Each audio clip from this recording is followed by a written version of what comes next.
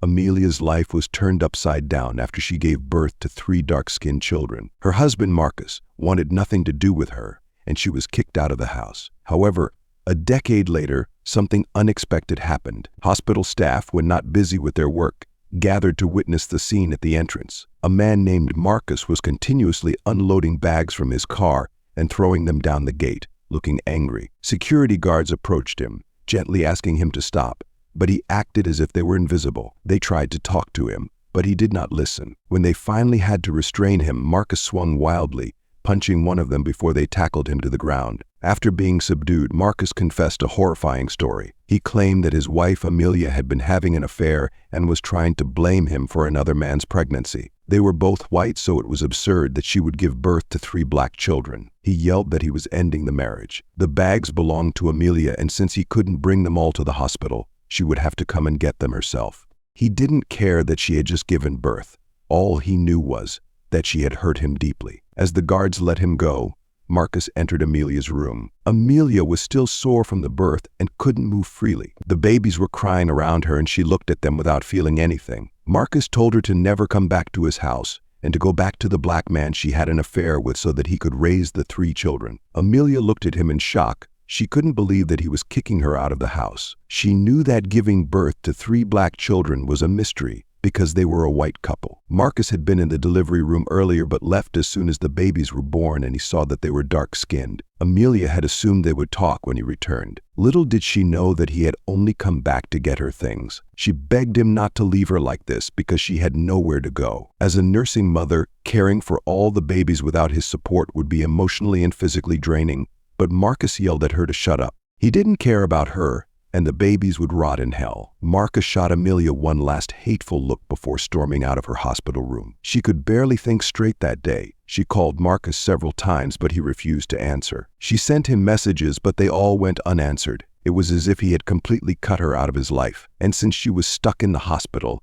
there was not much she could do. Feeding and caring for her children was the only thing that kept her mind off her troubles. However, when she looked at them and saw their dark skin, she began to wonder again what had happened. Her marriage was falling apart because of the color of her children's skin. She knew that if she did not solve this mystery, things would only get worse. Left with no other choice, she called her mother Eleanor for help. As expected, the old woman arrived quickly. Eleanor could not understand how such a happy moment could turn into something that could destroy a marriage. However, she decided not to ask anything because she knew that Amelia was going through a lot. The first thing to do was to make sure that all of Amelia's belongings were taken care of. She loaded them into her car and drove them back to her own house. Then she went back to the hospital to support Amelia. Having 1 child was stressful enough, but having 3 was a huge burden. Eleanor knew that Amelia was under a lot of pressure, and with all the problems with Marcus, Amelia was not in a good state of mind to deal with everything on her own. So she chose to stay by her daughter's side. She made sure Amelia had her meals on time and breastfed them when they were hungry. When Amelia was tired and went to bed, Eleanor made sure the 3 children were either asleep or quiet. Those first hellish days were still hard for Amelia after losing Marcus because she cried all the time. Having a child was supposed to be one of the best things that could happen to a couple, but she didn't understand why when it came to her. It was ruining her marriage. She couldn't think straight, couldn't even breastfeed her 3 children properly because her mental health had deteriorated so badly. She felt so depressed that her health began to suffer. That night, she had a high fever. Fortunately, the doctor intervened immediately, and by the next morning she was well again. Despite what Marcus had done, she still believed that she could win his heart back. She was sure that once she found out the truth, he would come back to her. For now, he was just acting on his emotions, and she believed that he still loved her. Sadly, she realized the truth about his feelings a few days later. While changing a diaper for one of the 3 children, her phone beeped with a message from the bank. The joint account she had with Marcus had been emptied. When she saw the message, she nearly lost her mind. It was her savings. She was the one who had put most of the money into it. Marcus rarely contributed, and when he did, it was only in small amounts. She had always believed that she had more say in the matter and had never expected him to steal it. At that point, she realized that Marcus was trying to destroy her, and it became too much. He kicked her out of the house. He knew she needed the money, but he took it anyway. That meant he didn't care what happened to her. At that point, she stopped caring. The only thing that mattered was the safety of her children.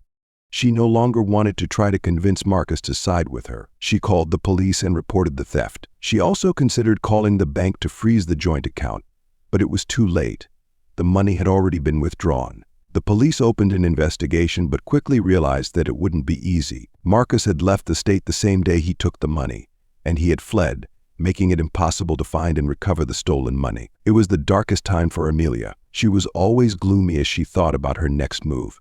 But no matter how long and hard she thought, she could not find a solution. It was hard to believe that her life, which had been perfect just a week ago, had been turned upside down. She did not know how to continue. Fortunately, her mother came to her rescue. Eleanor picked her up from the hospital, by which time Amelia was fully recovered and ready to leave. Eleanor paid off all her remaining debts, and together they moved into Eleanor's apartment on the edge of the city. Everything that had happened was a huge setback for Amelia, but she refused to let it get her down. She was determined to provide a good life for her children and her mother, so she started looking for a job almost immediately. Luckily, she found a job soon after.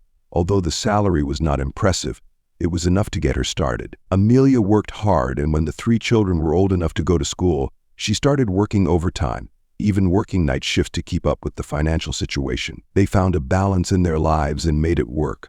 But like all good things, it couldn't last forever. When the 3 children were 5 years old, a series of incidents turned their lives upside down. Strange and terrifying letters began to appear in the house, always in the same tone, implying that she was having an affair and promising to make her suffer. Many times, the letters described in terrifying detail how she would pay. This was terrifying because no matter how hard Amelia tried, she couldn't stop them. Every few days, a new strange letter would appear. At first, they were sent through the post, but then she started finding them in the house every time she came home from work.